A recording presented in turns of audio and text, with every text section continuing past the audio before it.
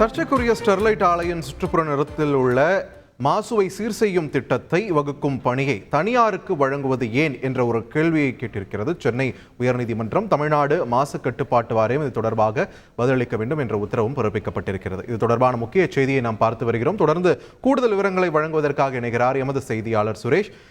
வணக்கம். எந்த வழக்கில் இந்த கேள்வியானது கேட்கப்பட்டிருக்கிறது? வேற என்னென்ன விஷயங்கள் இது தொடர்பாக நீதிமன்றம் தரப்பிலிருந்து பதிவு செய்யப்பட்டிருக்கிறது? விரிவாக சொல்லுங்க. வணக்கம். தூத்துக்குடி ஸ்டெர்லைட் ஆலையை மூடும்படி தமிழக அரசு உத்தரவு பிறப்பித்தை அடுத்து ஆலை மூடப்பட்டது.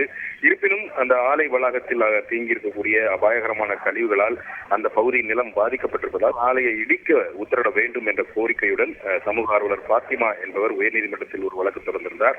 இந்த வழக்கு நீதிபதி கங்கா பூர்வாலா மற்றும் நீதிபதி சத்யநாராயண பிரசாத் அடங்கிய அமர்வில் இன்றைக்கு விசாரணைக்கு வந்தது. அப்போது ஆலையை மூட உயர்நீதிமன்றம் பிறப்பித்த தீர்ப்பை உச்சநீதிமன்றம் உறுதி செய்திருப்பதாகவும் அந்த தீர்ப்பை எதிர்த்து தாக்கல் செய்யப்பட்ட அந்த மேல்முறையீட்டு வழக்கு தள்ளுபடி செய்யப்பட்டிருக்கிறதாகவும் நீதிமன்றத்தில் தகவல் தெரிவிக்கப்பட்டது. மேலும் ஆலையின் சுற்றுப்புற நிலத்தில் உள்ள மாசுவை அகற்றுவதற்கான திட்டத்தை வகுப்பதற்கான பணியை தனியார் நிறுவனத்திற்கு வழங்க இருப்பதாகவும் அதற்கான நடவடிக்கைகள் துவங்கி இருப்பதாகவும் தமிழ்நாடு மாசு கட்டுப்பாட்டு வாரியம் தரப்பில் அறிக்கை தாக்கல் செய்யப்பட்டது.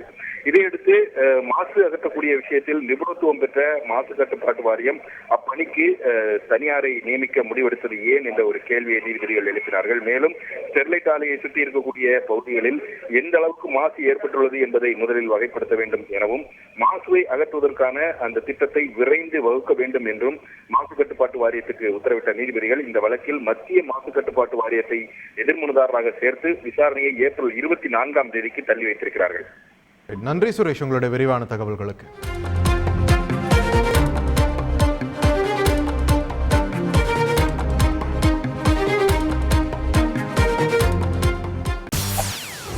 செய்திகளை உடனுக்குடன் தெரிந்து கொள்ள உடனே சப்ஸ்கிரைப் பண்ணுங்க.